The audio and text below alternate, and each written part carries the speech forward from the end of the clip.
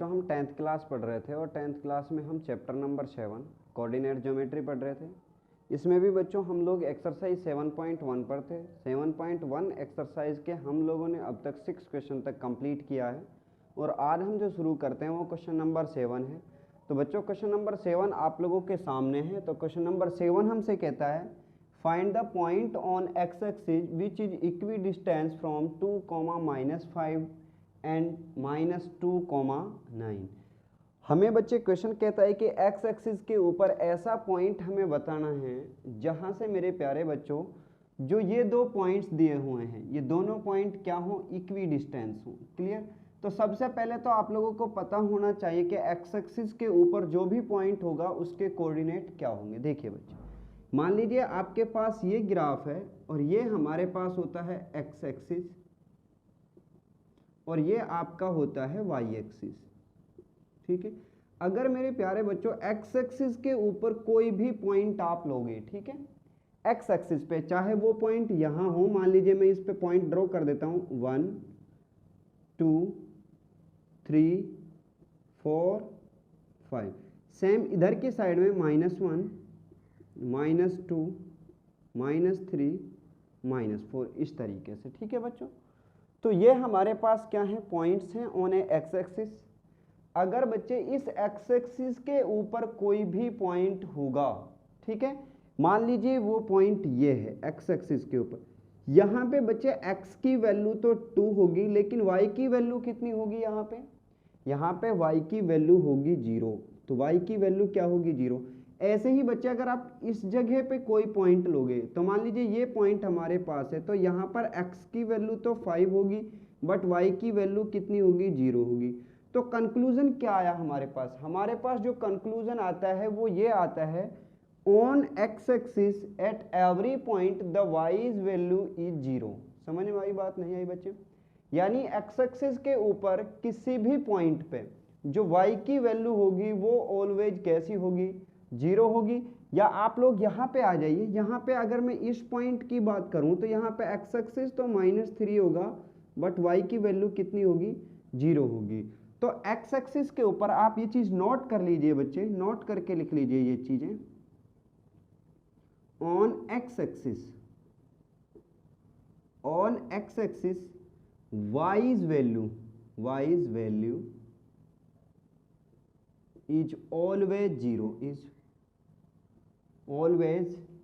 0, always is equal to 0। समझ में आई बच्चे बात?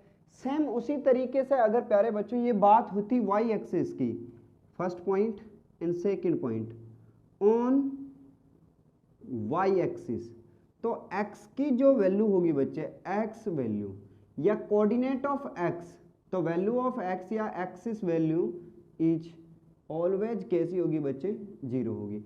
हेंस जर्नल कंडीशन में हमारे पास क्या आएगा, हेंस कोऑर्डिनेट हमारे पास होंगे, हेंस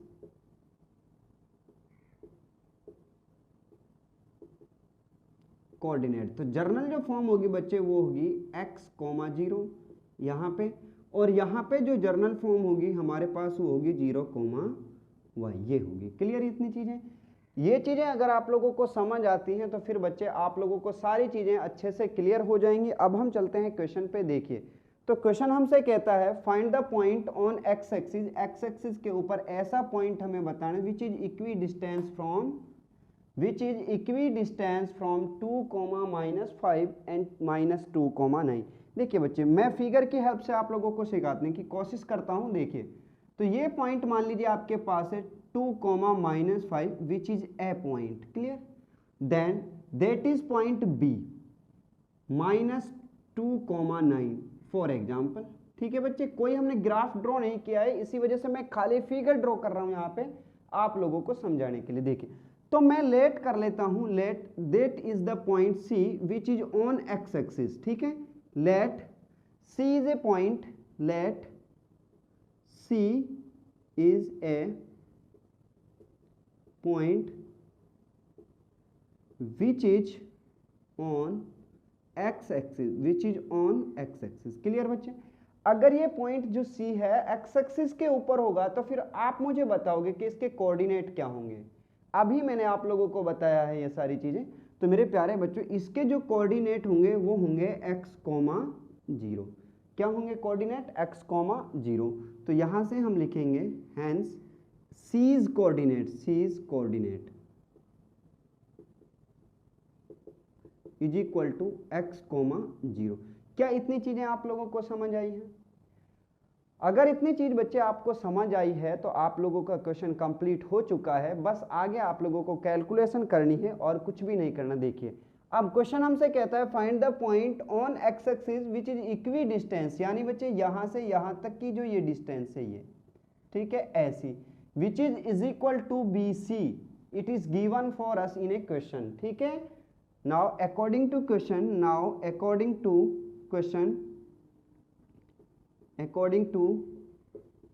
क्वेश्चन, ठीक है बच्चे, अकॉर्डिंग टू क्वेश्चन हमें दिया है a c is equal to b c. Now a c is equal to b c. Clear हुई इतनी चीजें बच्चे? और आप लोगों को ए सी और बी सी की क्या फाइंड आउट करनी है? यहाँ पे लेंथ फाइंड आउट करनी है। तो so that you can find out the length by the distance formula from a to c. Now x2 a c की जब हम लेंथ फाइंड आउट करेंगे तो under root x2 minus x1 whole to the power 2 plus y2 minus y1 whole to the power 2 is equal to, then BC के लिए भी same वही formula होगा बच्चे, x2 minus x1 whole to the power 2 plus y2 minus y1 और whole to the power 2। But मेरे प्यारे बच्चों यहाँ पे x1 y1 की वैल्यू चेंज होगी, यहाँ पे भी x1 और y1 की वैल्यू चेंज होगी। क्लियर इतनी चीजें? देखिए तो यहाँ पे जब हम इसकी बात करेंगे ऐसी के लिए, फॉर ऐसी, नाउ x1 कितना होगा बच्चे? ए सी। तो ए पॉइंट के जितने भी कोऑर्डिनेट हैं बच्चे, जो कोऑर्डिनेट होंगे वो x1 और y1 होंगे। तो यहां से x1 होगा आपके पास 2, देन y1 होगा आप लोगों के पास माइनस का 5, ये -5 है बच्चे, ठीक है, -5। देन x2 कितना होगा आपके पास? c के कोऑर्डिनेट x2 होंगे, तो x2 आपका x होगा एंड y2 आपके पास 0 होगा। क्लियर? सेम उसी तरीके से बच्चे जब BC के लिए आप फाइंड आउट करोगे तो फॉर BC तो यहां से x1 कितना होगा आपके पास? -2 एंड y1 कितना होगा आपके लिए? Only 9। Then x2 is equal to c के कोऑर्डिनेट x होगा और y2 आपके पास होगा 0। Now put the all values in this condition so that we are getting here under root. देखिए बच्चे अगर दोनों साइड में अंडर रूट दिया है तो अंडर रूट से अंडर रूट क्या होता है? कैंसिल हो जाता है। Now we are getting here x2 is x, now x minus x1 की value 2 whole to the power 2 plus y2 की वैल्यू कितनी है बच्चे? 0 माइनस y1 माइनस के 5 और पूरे की पावर कितना बच्चे? 2 इज इक्वल टू x2 की वैल्यू कितनी है यहाँ पे? x माइनस x1 की वैल्यू कितनी है? -2, now bracket whole to the power 2 plus y2 की वैल्यू 0 -9 और होल टू द पावर 2।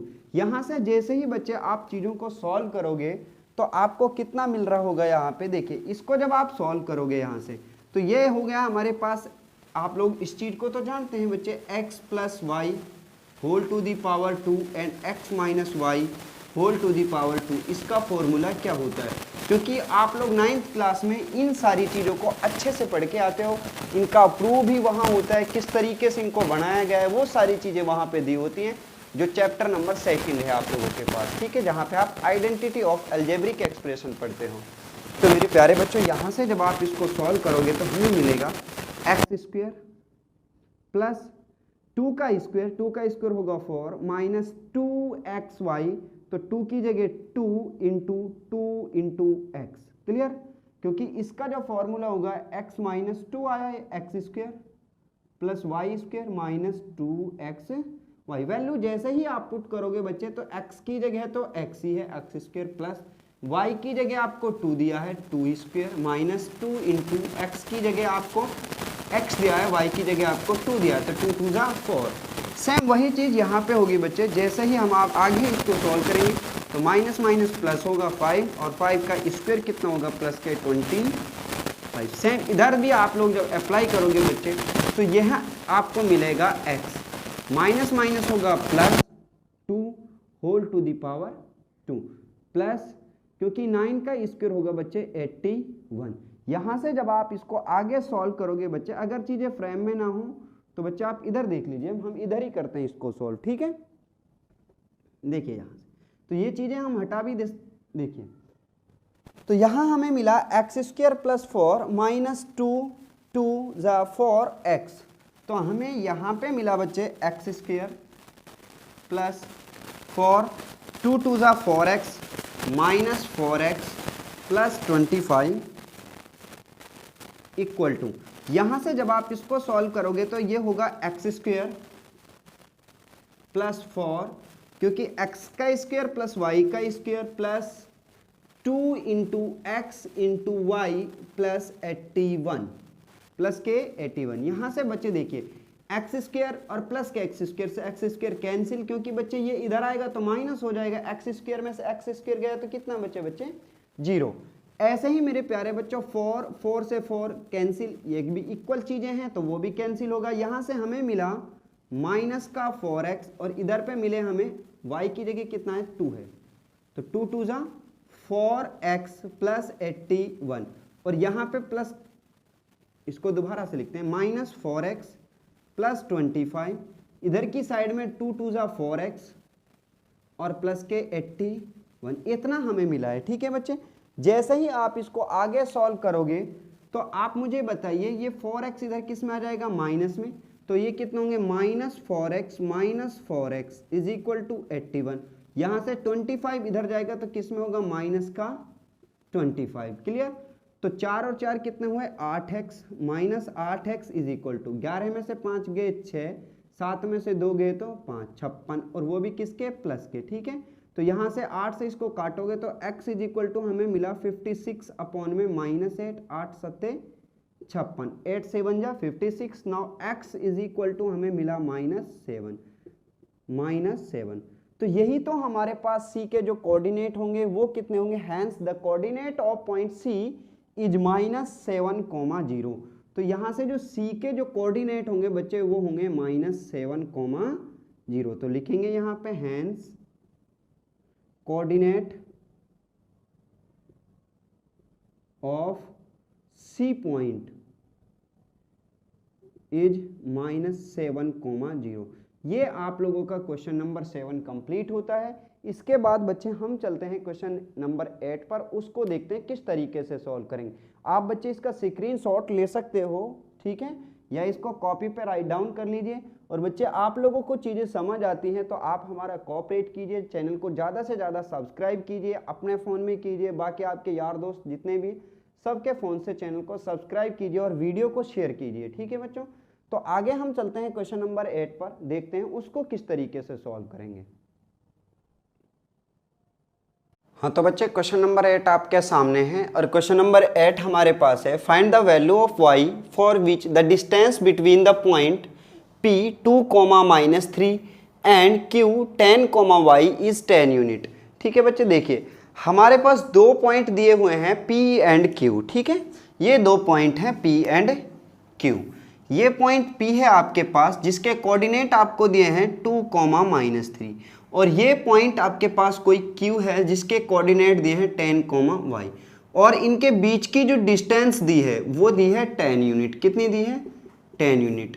आप लोगों को इस y की वैल्यू फाइंड आउट करनी है, ठीक है, इस y की वैल्यू क्या करनी है बच्चे, फाइंड आउट करनी है। अब देखिए आप लोग क्वेश्चन को पहले देखिए हमें किस तरीके से सॉल्व करना है। क्वेश्चन की स्टेटमेंट पढ़ते ही आपके दिमाग में आना चाहिए कि क्वेश्चन किस तरीके से सॉल्व होगा। अगर बच्चे आप लोगों को डिस्टेंस दिया है तो हम डिस्टेंस ही फाइंड आउट करेंगे यहाँ पे, क्योंकि अभी तक हम लोग सिर्फ और सिर्फ डिस्टेंस फॉर्मूला पढ़ के आए, उसी की हेल्प से हम लोग सारे क्वेश्चन सॉल्व करते हैं। तो देखिए बच्चों, तो आप लोग मुझे बताइए यहाँ से आप लोगों को जो गिवन है, यहाँ पे जो गिवन था हमें वो है p के coordinate. Now p coordinate, p's coordinate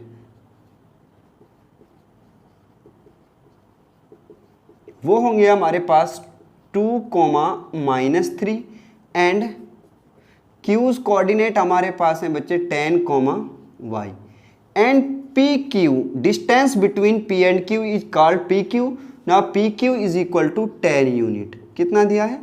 10 unit. But we know that